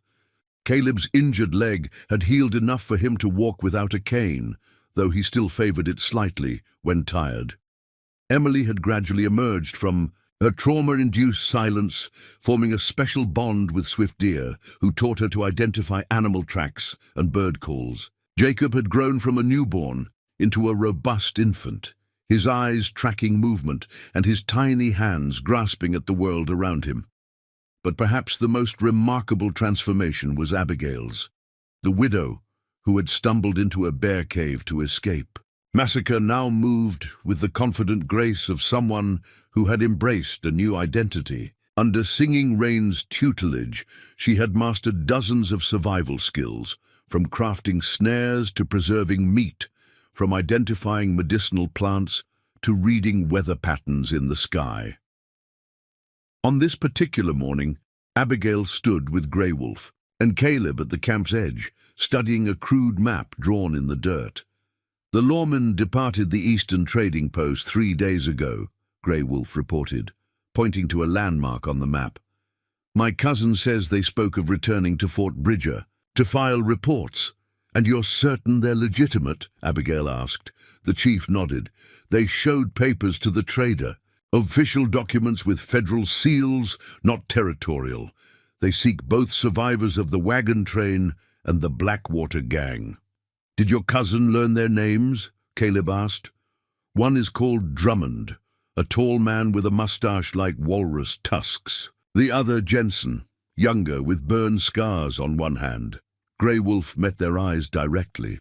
Most important, they spoke of a territorial judge who has called for an investigation into the governor's office. Judge Harmon. Caleb's eyebrows rose. Elliot Harmon, I know of him. Incorruptible by all accounts. Built a reputation in Colorado before moving to this territory. This supports your theory, Abigail said.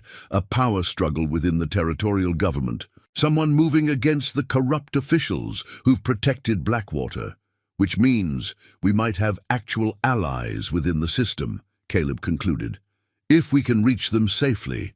The intelligence Grey Wolf's trading networks had gathered over. The winter months painted a complex picture. Harrison Blackwater and his remaining men had withdrawn to a remote stronghold near the territorial border. Meanwhile, a scandal had erupted in the governor's office, with accusations of corruption and misappropriation of funds leading to multiple resignations.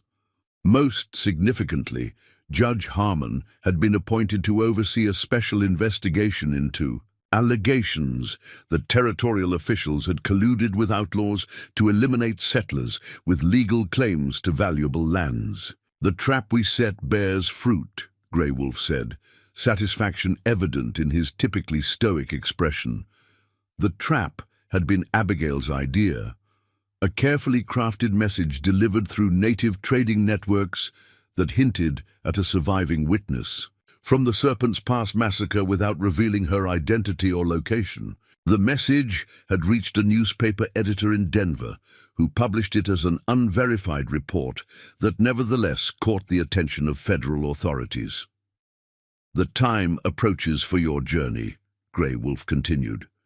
The northern pass will open fully within days. Abigail and Caleb exchanged glances. Their plan had evolved over the winter months from simple survival to something far more ambitious, delivering the evidence against Blackwater and his governmental allies directly to Judge Harmon, bypassing potentially corrupt local officials. Entirely.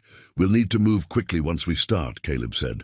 Blackwater's men will be watching the main routes to Fort Bridger and Denver. Which is why we won't take the main routes, Abigail reminded him. She turned to Grey Wolf. Has there been any word about the cache? My scouts confirmed it remains undisturbed. The markers you described still stand. Before his injury, Caleb had hidden the documents and gold taken from Blackwater's camp in a location known only to him, a natural cave formation behind a waterfall, marked by 3 notched trees in a specific pattern. The site lay roughly halfway between their current position and Fort Bridger, requiring a difficult but manageable detour. "Then our path is set," Abigail said with quiet certainty. "We leave at dawn, retrieve the evidence, and make for Fort Bridger along the Ridge Trail. If these federal marshals are still there, we contact them through the missionary station outside the fort." That evening, as preparations for departure were finalized, Abigail found herself drawn to the edge of a small lake near the camp. The ice had retreated to reveal clear water that reflected the sunset in ripples of gold and crimson. Jacob slept peacefully in a cradleboard strapped to her back, a gift from the Shoshone women who had helped guide her through these first months of motherhood. In her hand, she held Thomas's pocket watch, its steady ticking a counterpoint to the gentle lapping of water against the shore. "Saying goodbye?" Caleb's voice came from behind her. Abigail turned, unsurprised by his silent approach. "To who?" "The ghosts. To who you were before." He moved beside her, gazing out across the water. "It happens that way sometimes. We leave parts of ourselves behind when we change course." "Is that what you did, after your brother died?" Caleb nodded slowly. "The man who guided survey parties and railroad expeditions died that day too. I became someone harder, someone focused only on vengeance. And now—" Abigail studied his profile, noting the subtle changes winter had wrought. The hardness remained, but there was something else now, a sense of purpose beyond mere revenge. "Now, I find myself responsible for a niece who needs more than an uncle obsessed with killing, for a woman and infant who deserve protection, for a future I hadn't planned on having." His gaze met hers. "Funny how life works." "Funny isn't the word I'd choose," Abigail replied, though a smile touched her lips briefly. "But I understand." "What you mean?" Behind them, Emily's laughter drifted from the camp where she was playing a Shoshone children's game with swift deer. The sound, so normal, so incongruous with all they had endured, caught them both by surprise. "I never expected to hear that again," Caleb said softly. "Children heal faster than we do," Abigail observed. "It's both a blessing and a burden. She'll carry what happened, but she won't be defined by it. Not if we give her something better to hold on to." "Is that what we're doing? Creating something better?" The question hung between them, laden with implications neither was quite ready to address directly. "We're trying," Abigail answered finally. "That's all any of us can do."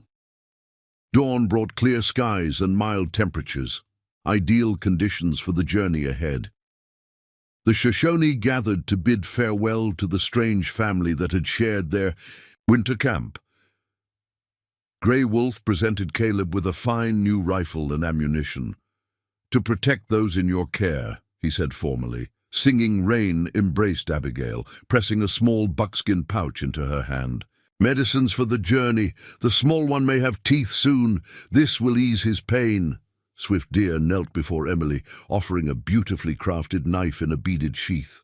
"For a brave sister who will one day be a strong woman," she said in careful English. The farewell gifts continued, dried provisions, extra blankets, a spare horse, each representing not just practical assistance but the deep bonds formed during their shared winter. As they prepared to depart, Grey Wolf raised his hand in a final blessing. "May the mountains guard your path and the rivers guide your way. You leave as friends of the Shoshone. Return as such if the wind brings you back to our fires."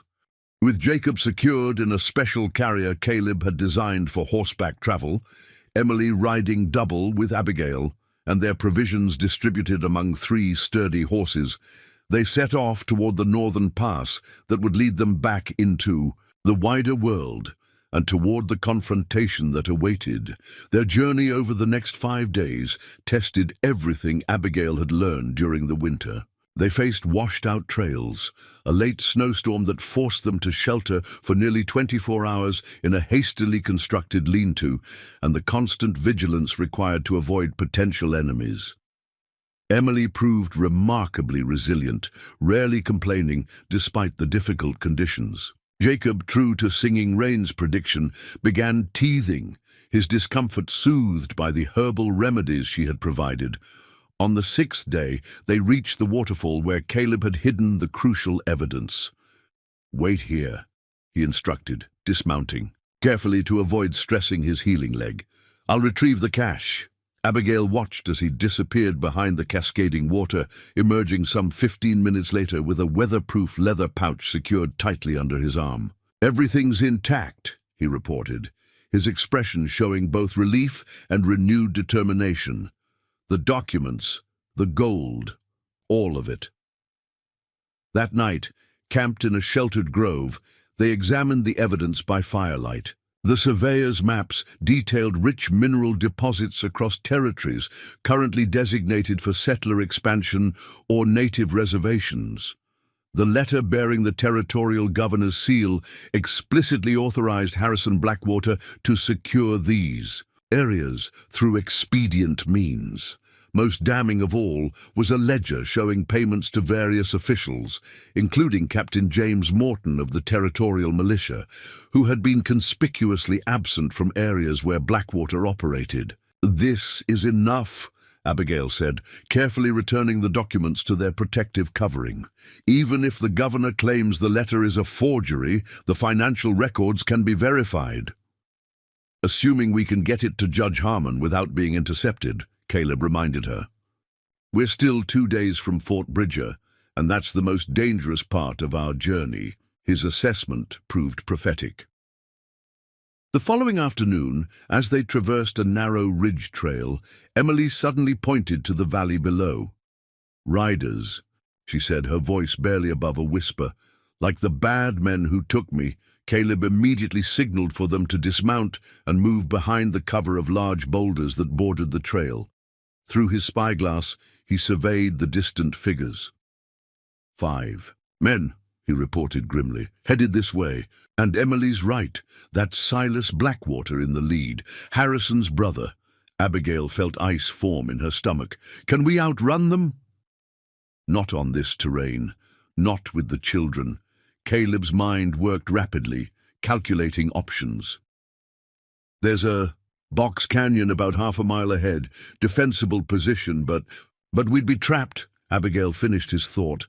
He nodded grimly. "We need to split up.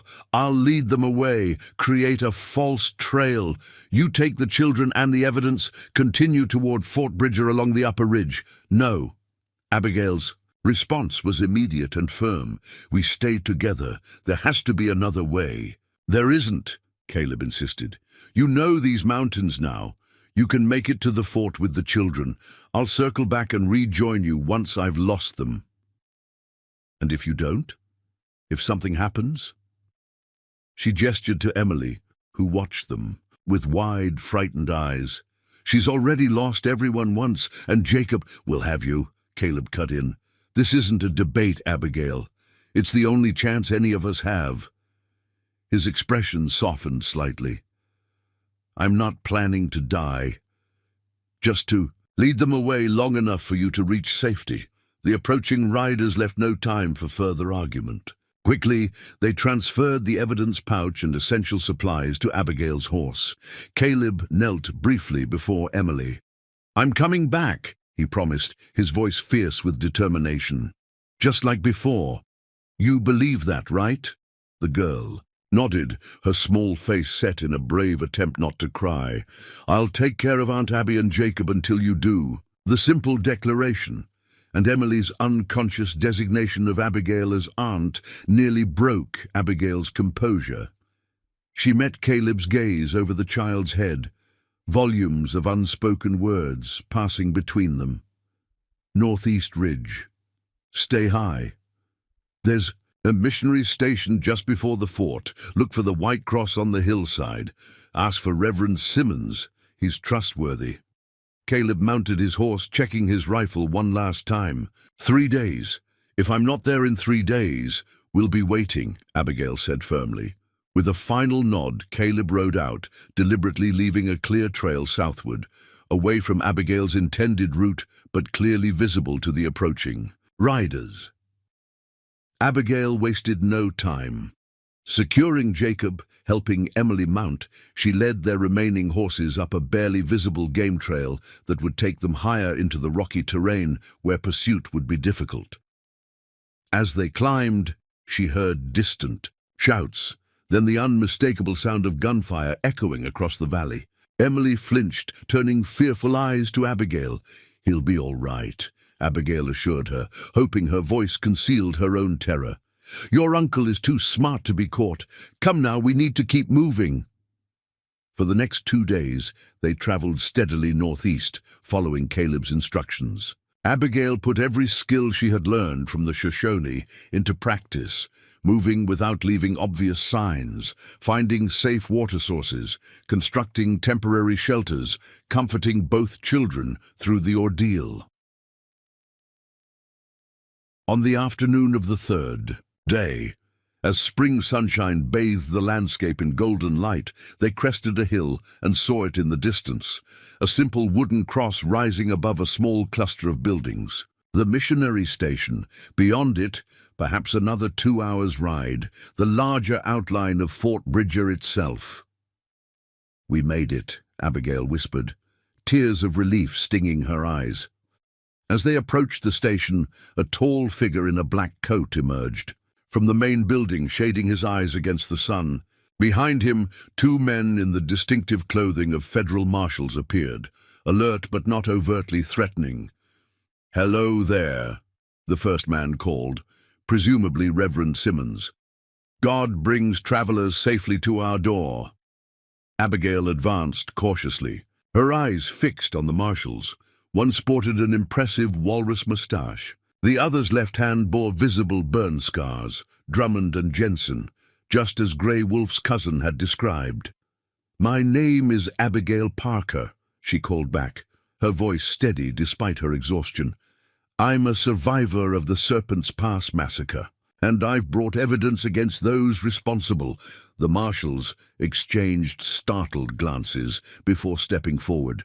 "Mrs. Parker," the older one said, removing his hat respectfully. "Marshal Drummond, we've been searching for you for months." "Is there another survivor?" Abigail asked immediately. "A man named Caleb Holt? He should have been right behind us." "No one's arrived before you, ma'am," Jensen, the younger marshal, replied, "but we have patrols out. If he's approaching from the south or west, they'll likely encounter him." Reverend Simmons ushered them inside, where warm food, clean water, and actual beds awaited. As Jacob was fussed over by the missionary's wife, and Emily settled in with a bowl of stew, Abigail presented the evidence pouch to the marshals.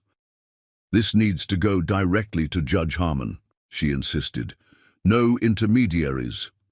Drummond carefully examined the documents, his expression growing increasingly grim. "This is even worse than we suspected. The governor himself, the militia captain." He looked up at Abigail with newfound respect. "You've risked everything to bring this forward." "Not just me," she corrected. "Caleb Holt is still out there, possibly pursued by what remains of the Blackwater gang. He drew them away so we could reach you safely." "We'll send additional patrols immediately," Jensen assured her. "Judge Harmon is currently at the fort, overseeing depositions from other witnesses who've come forward since the investigation began." "Others?" Abigail asked, surprised. Once the first cracks appeared in the conspiracy, more victims found the courage to speak out, Drummond explained. "Former associates turning on each other to save themselves. The entire corrupt structure is collapsing." Hope surged within Abigail. Hope that Thomas's death and all the others might actually lead to justice, that the nightmare of the past months might finally be approaching its end. But one shadow remained. "Please," she said, her voice catching slightly, "find Caleb. The children need him." She paused, then added softly, "We all do." 2 more days passed at the missionary station. Jacob thrived under proper care, while Emily gradually relaxed into the safety of their surroundings. Judge Harmon himself visited, a distinguished man with kind eyes and an iron resolve, who took Abigail's full testimony and promised that every person connected to the massacres would face justice. But still, no word came of Caleb. On the morning of the third day at the station, Abigail stood watching the southern approach, Emily silent beside her, when a patrol of 6 riders appeared on the horizon. "Please," Abigail whispered, a prayer to whatever force might be listening. As the riders drew closer, she strained to count them. 7, not 6. One additional figure rode double with a soldier. Emily saw him first. With a cry that was pure joy, she broke into a run toward the approaching patrol. Abigail followed more slowly, Jacob secure in her arms, her heart pounding with hope and fear intermingled. The patrol halted, a figure dismounted awkwardly, favoring his left leg more pronouncedly than before. He took 2 limping steps forward before Emily launched herself into his arms. Caleb Holt, battered, bloodied but unmistakably alive, lifted, his niece in a fierce embrace, his face buried in her hair for a long moment before he looked up and met Abigail's gaze over the child's shoulder. No words were necessary. The look that passed between them contained everything: relief, gratitude, and something deeper that had grown through shared survival and purpose. As Abigail approached, Jacob squirming in her arms as if sensing the emotional reunion, Caleb gently set Emily down and straightened, wincing slightly at the movement. "You're hurt again," Abigail observed, her tone managing to be both accusatory and tender. "Occupational hazard," he replied with a ghost of his wry smile. "Nothing as bad as last time, Silas Blackwater?" she asked quietly, mindful of Emily's presence. Caleb's expression hardened briefly. "Won't be troubling anyone again. Neither will 2 of his men. The patrol found me just as we concluded our business." Marshal Drummond approached, addressing the patrol leader. "Harrison Blackwater?" "Still at large, sir," the soldier reported, "but with most of his gang eliminated and his brother dead, intelligence suggests he's fled across the territorial border." "He'll be found," Drummond assured them all. "Men like that can't hide forever once their protection crumbles." That evening, after Emily had fallen asleep and Jacob had been settled in his makeshift cradle, Abigail and Caleb sat together on the mission station's small porch, watching stars emerge in the spring sky. "Judge Harmon has offered me a position," Abigail said after a comfortable silence, "helping other survivors of gang violence resettle. There's apparently a fund being established for victims." "Sounds fitting," Caleb replied. "You've become someone who understands both loss and rebuilding." He's also mentioned the possibility of land grants for those who lost claims in the massacres. Not the same properties, but comparable ones in safer areas. She glanced sideways at him. "I've been thinking about California less and less. The mountains have become familiar somehow." Caleb nodded, understanding the unspoken question. "Emily needs stability, a home, people she can count on." "So does Jacob," Abigail agreed softly. Another silence fell between them, different from the first, charged with possibility and unspoken decisions. "I'm not Thomas," Caleb said finally, his voice low. "I can't offer what he would have given you and Jacob." "I'm not asking you to be him," Abigail replied. "I'm not the same woman he married either. We've all been transformed by what's happened. The question is, what we build from here." Caleb turned slightly to face her more directly. "What are you suggesting, Abigail Parker?" "A partnership," she answered simply. "I'm not ready for more than that, maybe won't ever be, but Emily needs both of us. Jacob needs stability, and we—" She hesitated. "We work well together." A smile, genuine, reaching his eyes in a way she had rarely seen, spread across Caleb's face. "That might be the most practical proposal I've ever heard. Is that a yes?" He reached out slowly, giving her time to pull away if she chose, and took her hand in his. It's a yes to whatever comes next. Together. Above them, the stars continued their eternal patterns, indifferent to the tiny human dramas that played out beneath their light. But for the small family forged in tragedy and tempered by survival, the heavens seemed to hold promise rather than indifference, a vast canvas upon which to write a new story one day at a time. 6 months later, the foothills outside Fort Bridger hosted a small homestead, taking shape against the backdrop of distant mountains. A sturdy cabin with a stone chimney stood completed, while a barn and corral remained works in progress. A vegetable garden, recently harvested for the coming winter, lay in neat rows beside a small stream that provided clear, cold water year-round. Inside the cabin, Abigail placed fresh-baked bread on the table as Emily set out plates and cups with careful precision. Jacob, now crawling with determined energy, supervised from a handcrafted playpen that occupied one corner of the main room. "They're late," Emily observed, glancing toward the window where afternoon light was beginning to soften.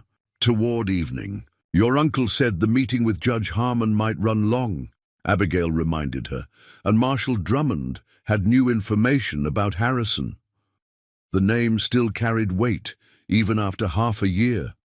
Harrison Blackwater remained the only member of the gang who had escaped justice, reportedly fleeing to Mexican territory after the collapse of his operation. His continued freedom was the one shadow on their new beginning. The sound of approaching horses brought Emily rushing to the door. "They're back!" Caleb and Marshal Drummond dismounted in the yard, their expressions revealing good news before they even entered the cabin. Drummond removed his hat respectfully as he crossed the threshold. "Mrs. Parker," he greeted Abigail, "Miss Emily, young Master Jacob." He nodded toward the baby, who watched the newcomers with bright curiosity. "You're just in time for supper." "Marshal," Abigail said, noting the travel dust that spoke of a long ride. "I take it there's news?" Caleb hung his coat on a peg, his movements easy and natural in the home they had built together. The limp from his injuries had faded to almost nothing, though occasionally it returned after particularly long days in the saddle. "Harrison Blackwater is dead," he announced without preamble, though his eyes immediately went to Emily to gauge her reaction. The girl's face showed complicated emotions: relief, satisfaction, perhaps even a touch of disappointment that the man who had orchestrated her family's murder had escaped proper justice. "How?" Abigail asked, automatically checking Jacob before returning her attention to the men. "Mexican authorities found him 3 days ago outside Chihuahua," Drummond explained, accepting the coffee Abigail offered. "Shot twice. They're not certain who did it. He had made enemies even there, apparently. But his identity was confirmed by papers he carried and a distinctive ring he wore. So it's truly over," Abigail said softly, the weight of those words settling around them all. "The legal proceedings continue," Drummond clarified. 5 territorial officials still await trial. But the Blackwater gang itself has been eliminated completely. After the marshal had enjoyed a hearty meal and departed with thanks, promising to return within the month with additional news, the small family settled into their evening routine. Emily read from a primer provided by the mission school she attended 3 days each week. Jacob, exhausted from his day's adventures, fell asleep in Abigail's arms as she rocked him beside the fire. Caleb watched them from his chair, where he worked on repairing a piece of tack, his hands skilled and efficient. Despite the fading light, Judge Harmon had other news, he said after Emily had been tucked into her bed in the small room she occupied. The territorial governor has been formally indicted, and the survivors' fund has been expanded. There will be additional compensation for those who lost family in the massacres. Abigail nodded, unsurprised. Judge Harmon had proven relentless in his pursuit of justice, systematically dismantling the corrupt network that had protected the Blackwater gang for years. He also asked if I'd consider a more permanent position, Caleb continued, his tone carefully neutral. As a special marshal, someone who knows the mountains, who can reach places regular patrols can't. What did you tell him? Abigail asked, equally careful. Their partnership had evolved over the months. Practical at first, focused on creating a secure home for the children, but gradually deepening into something neither had anticipated. I said I needed to discuss it with my family. His eyes met hers, the firelight reflecting in their depths. It would mean being away sometimes. A week, maybe two, several times a year, but doing something that matters, Abigail concluded, preventing others from suffering what we did. Caleb nodded, setting aside his work. What do you think? Abigail considered carefully before responding. I think you're not the same man who tracked the Blackwater gang solely for vengeance, just as I'm not the same woman who hid in a bear cave. She glanced toward the children's rooms. We've built something here that matters too, something worth protecting, worth returning to. That wasn't quite an answer, Caleb observed, with a hint of the wry smile that had become more frequent over the months. Yes, Abigail said simply, take the position. Emily and Jacob and I will be here when you return. This home isn't going anywhere. A comfortable silence fell between them, the kind that only comes with deep understanding. Eventually, Caleb rose and moved to stand beside her chair, looking down at Jacob's sleeping face. I never expected this, he admitted quietly. Neither did I, Abigail replied. But perhaps that's the nature of life. The paths we plan rarely survive contact with reality. Some realities are better than others. Caleb's hand found hers, their fingers intertwining with familiar ease. The fire crackled, sending sparks up the chimney toward the star-filled sky above their mountain home. Outside, the wilderness that had once seemed so threatening now formed a protective boundary around the life they had carved from tragedy. Inside, the warmth spoke of perseverance rewarded, of wounds slowly healing, of a future no longer determined by the violence of their past. 3 days later, on a crisp autumn morning, Abigail stood in the doorway watching as Caleb prepared his horse for the journey to Fort Bridger, where he would officially accept Judge Harmon's appointment. Emily helped him check his saddlebags, her small face serious as she verified that he had packed everything on the list they had prepared together. 2 weeks, he promised, kneeling to embrace her. No longer. I'll help Aunt Abby with the chickens, Emily assured him, and practice my letters every day. I know you will. He touched her cheek gently. You're the reliable one around here. Emily beamed at the praise before running to check on the new chicks that had become her special responsibility. Caleb turned to Abigail, who stood with Jacob balanced on her hip. The baby reached for Caleb with pudgy hands, babbling excitedly. He'll miss you, Abigail said, transferring Jacob to Caleb's arms. We all will. Caleb held his son, for that was how he had come to think of Jacob, regardless of blood, with the confidence of a man who had learned fatherhood through daily practice rather than preparation. When I return, he said, his voice low enough that only Abigail could hear, there's something I'd like to discuss, about making our arrangement more official. Surprise flickered across Abigail's face, followed by thoughtful consideration. They had carefully avoided defining their relationship beyond partnership, both conscious of the ghosts that still lingered between them. Thomas, Caleb's brother and sister-in-law, all those lost to violence. I'll be here, she replied, neither accepting nor refusing, but acknowledging the possibility. We can talk then. As Caleb mounted and prepared to depart, Abigail thought about the woman she had been a year ago. Frightened, helpless, certain her life had ended alongside Thomas's. That woman could never have imagined standing confidently in the doorway of her own mountain home, watching a man she had come to respect, and perhaps even love, ride out with the promise of return.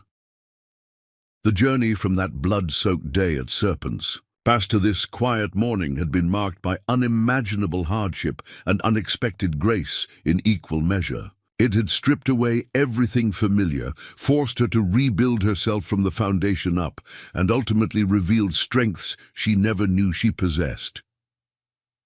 As Caleb's figure receded down the trail, Abigail felt Jacob's weight in her arms and heard Emily's laughter from the chicken coop. The simple sounds anchored her in the present while allowing space for whatever the future might bring. She had survived when survival seemed impossible. She had found justice when the powerful conspired to deny it. She had created a home when homelessness threatened to define her, and perhaps most remarkably, she had discovered that the human heart, even when shattered by loss, retains an astonishing capacity for renewal, not through forgetting the past, but by building something meaningful from its broken pieces. That night, as Emily slept peacefully and Jacob dreamed whatever dreams fill an infant's mind, Abigail stood alone on the cabin's small porch, gazing up at the vast canopy of stars spanning the mountain sky. In the distance, coyotes called to one another, their voices echoing across the valleys that had once seemed so threatening, but now felt like protection. Thomas's pocket watch rested in her hand, still ticking steadily after all it had witnessed. Someday it would belong to Jacob, a connection to the father whose blood ran in his veins, whose sacrifice had inadvertently given him this life among the mountains. But for now, it remained a physical reminder of an essential truth. Abigail had discovered through her journey from victim to survivor to builder of a new life, time moves in only one direction: forward, always forward. Even when the path ahead seems impossible to navigate, and sometimes, when we least expect it, that path leads not merely to survival, but to a life more authentic and purposeful than we could have imagined from its beginning. With that thought warming her against the autumn chill, Abigail Parker, widow, mother, survivor, and architect of her own destiny, turned back toward the golden light spilling from the cabin windows, the surest sign of home in a wilderness that no longer held terror, only possibility. Up next, you've got 2 more standout stories right on your screen. If this one hits the mark, you won't want to pass these up. Just click and check them out. And don't forget to subscribe and turn on the notification bell so you don't miss any upload from us.